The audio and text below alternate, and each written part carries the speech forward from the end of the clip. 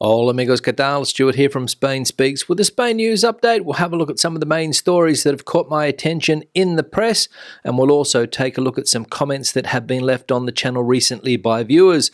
Before I begin, a big thanks to all of the people that have supported the channel in recent times, whether it's through the super thanks option on YouTube, people that have bought me a coffee, longer term supporters on Patreon, and channel members on this YouTube channel. Thank you very much for that support, and links in the description below if you want to support the channel. Now, straight into the news, and Spain is once again breaking records when it comes to clean beaches. As we can read here, Spain once again breaks the historical record of blue flags on its beaches, now 638. 638 Spanish beaches will display the blue flag this summer.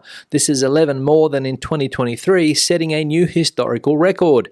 These distinctions will be hoisted in 247 municipalities, 3 fewer than last year. In addition to the beaches, 102 marinas, 5 more, and 7 tourist boats, 2 more, will also have this recognition. All this adds up to a total of 747 blue flags, 18 more. The blue flag is an internationally recognized quality label that rewards compliance with standards of environmental information and management, legality, accessibility, and safety. The Environmental and Consumer Education Association is responsible for awarding blue flags in Spain. So Spain breaking historical records when it comes to clean beaches. Beaches awarded with this blue flag, an international symbol of a clean beach, as we saw there. And no doubt those clean beaches here in Spain with that blue flag hoisted are some of the reasons why millions of people choose a beach holiday in this country every year. So well done to all of the town halls around Spain for getting their act together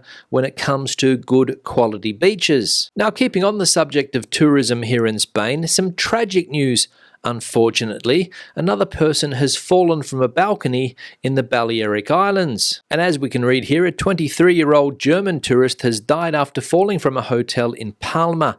A 23-year-old German tourist has died after falling from a hotel in Arenal, Palma. According to the first indications, the event was accidental. The events occurred early this morning around 3 a.m. on Tuesday. The young man has fallen from a height of the 3rd or 4th floor. The first investigations indicate that he could have been trying to access a room when he fell. According to Mallorca Zeitung, the young man would have arrived at the hotel apparently drunk after partying. According to them, the young man was not wearing shoes or pants, something that surprised the workers. So another tragic story of a young tourist falling to his death from a hotel balcony on the island of Mallorca. And what is it with people falling from hotel balconies on that island? Not a year seems to go by when we don't read about a story like this, and the person who died only 23 years of age. As I said, a tragedy. Now, the third piece of news we'll look at today, and it's bad news for the Spanish government because large investors have identified 5 billion euros in assets to seize from Spain for non-payment of renewable energies. The large international investors that sued Spain for the cut in premiums for renewables in the last decade are keeping up a fierce battle. Faced with the government's refusal to sit down to negotiate a solution, these funds are trying to seize assets of the Kingdom of Spain abroad in order to guarantee the collection of the compensation that the arbitration courts have recognized. So there we go, the story of these large investors that were duped in the renewable energy sector here in Spain around 10-12 years ago, trying to get their money back and threatening to seize assets worth some 5 billion euros that Spain has around the world, most notably in the United Kingdom. A court has ruled that Spain has to pay up, but the government refuses to sit down and negotiate a deal. So we'll see if anybody from the Spanish government is willing to sit down with these investors and try to cut a deal. Because if not, I don't think this problem is going to go away. Now, the final story we'll look at today, and it's an update to a story that we saw about 2 or 3 months ago on the channel about a woman from Miami that went missing in Madrid, and now her ex-husband has been arrested in Miami. As we can read here, husband of US woman missing in Madrid arrested at Miami airport. The husband of Ana Maria Nezovich Henao, a Colombian woman who disappeared last February the 2nd in Madrid, has been arrested at the international airport of Miami Miami for his alleged connection with the case, the National Police reported on its Twitter account. The arrest is part of an investigation carried out by the National Police with the collaboration of the Interior Attache's office in Belgrade, the FBI in Florida, and the Colombian police. So there we go, the ex-husband of this woman missing in Madrid since February the 2nd, as we saw there, arrested in Miami. And let's see if he confesses to the crime or at least knows something about her disappearance. Let's hope. Now let's have a look at some comments that have been left on the channel recently. One here from Amaral, a humble suggestion if possible. Modify bullfighting concept instead of banning it by cancelling the use of spears and swords. Just keep the rest of the performance without killing the bull till it gets exhausted so the bull and the bullfighter live to fight another day. Happy ending. Yeah, Morale, thanks for the comment, and you're right, that would be a way to create a happy ending to an otherwise tragic ending that normally takes place at these bullfighting events. And the ideas that you put forward in your comments seem quite simple, so why don't they change it? Well, the reason is that fans of bullfighting don't want anything to change. They want to keep the spectacle as is. They want to see blood in the ring and preferably a dead animal at the end of the bullfight. So even though your comment makes perfect sense, I can't see things changing anytime soon, unfortunately. One here from Joe. I don't agree with your opinion on bullfighting as it's a huge part of the Spanish culture. You might not be familiar with culture coming from Australia. Yeah, Joe, thanks for the comment and thanks for calling me a cultureless drongo. And if you're not familiar with the word drongo, Joe, look it up in a dictionary. You know what one of those is, right, Joe, considering that you're such a cultured individual. And just because something's part of a country's culture and has been for quite a while doesn't mean that it doesn't need to be looked at through different eyes in the year 2024. And there's plenty of cultural events here in Spain, Joe, where animals are not killed for people's enjoyment. But hey, what would I know? I'm culturally ignorant because I come from Australia. One here from Catfisher, 21 million, but not all of them are working a 40-hour week or 365 days a year.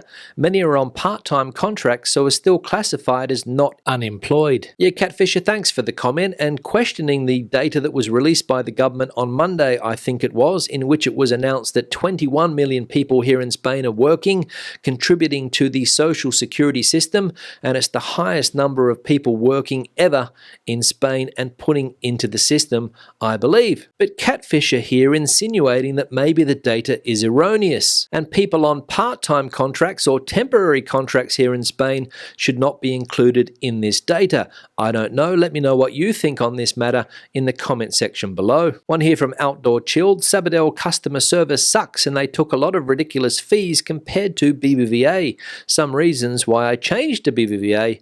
No regrets. Yeah, Outdoor Chilled, thanks for the comment and obviously referring to the proposed bank merger between the two banks that you mentioned there, BBVA Bank and Sabadell Bank, but now apparently the merger is off the cards. Off the cards at least until BBVA ups the offer. Sabadell thinks that BBVA's offer undervalues its worth and has said no to a merger. And we're still waiting for the next move to be made in this corporate game of chess. And when it comes to your statement there that customer service in Banco Sabadell sucks, in my experience dealing with banks here in Spain, pretty much all banks suck when it comes to customer service. But again, that's just my opinion. One here from user, even in some of the resorts, tourists need to be cognizant of the high crime in Mexico. It's not safe due to the cartel pecking order. Yeah, user, thanks for the comment and related to an ongoing discussion that we have been having on the channel in recent times about the safety aspects of the country of Mexico, whether or not it is a safe country for tourists to visit, considering that 3 tourists were murdered last week by Mexican bandits, shot in the head at point blank range by people that were trying to steal the wheels off their truck, believe it or not. And user here saying that even in resorts you have to be aware of your surroundings when it comes to crime. So I reckon I'll give Mexico a miss for my next holiday until they sort out that violence issue, but hey, that's just me. You guys can do whatever you want. One here from Ron, we have traveled, driven happen all over the Yucatan Peninsula in Mexico previously. All over, small local towns and busy cities, country villages, no friendlier people anywhere. Bad parts of big cities like any country, even first world countries. Here in Canada, it is a big problem even in prosperous cities, especially since our leaders thought giving out safe supply drugs to addicts was a great idea. Yeah, Ron, thanks for the comment and thanks for sharing with us your experiences of driving through Mexico. A safe country, in your opinion, and no friendlier people anywhere else in the world. Wow! And interesting that you compare the bad parts of Canada and the violence in Canada with that of Mexico. I didn't know that Canada was so bad. We saw the other day that 5 Mexican cities are in the top 10 most dangerous cities in the world, but I can't remember seeing any Canadian cities in that top 10. Maybe cities like Vancouver, Toronto, Montreal, Ottawa come in positions 11, 12, 13 and 14 on that list. I don't know. I'll check it again. But as I said, I had no idea that violence in Canada had reached Mexican levels. So sorry to hear that. And the final comment here from Walter, tolls are brutal in Portugal. I rented a car in Lisbon and drove to Vigo, Spain and back, and my toll bill was 156 euros. Yeah, Walter, thanks for the comment, and related to something that I mentioned in yesterday's live stream about how tolls in Portugal, some tolls in Portugal are going to be scrapped in 2025. The tolls in question are what they call scut tolls, SCUT, and basically they're metal cages that go across the road, and every time you drive through, you have to pay. They were put on roads built by European money back in 2010 by the Portuguese government as a way to raise extra revenue for government coffers. But finally, some 14 years later, Portuguese politicians have woken up and realized that this type of toll does more harm than good. So good news for people traveling in Portugal from 2025 onwards, it's going to be a lot cheaper to use those roads. On that note, I'm going to wrap the video up. Questions and comments, please leave them in the section below. If you have anything to add to the conversation today, the comment section is the place for you. Give the video a thumbs up if you liked it, thumbs down if you didn't. I'll see you in the next one. Hasta luego.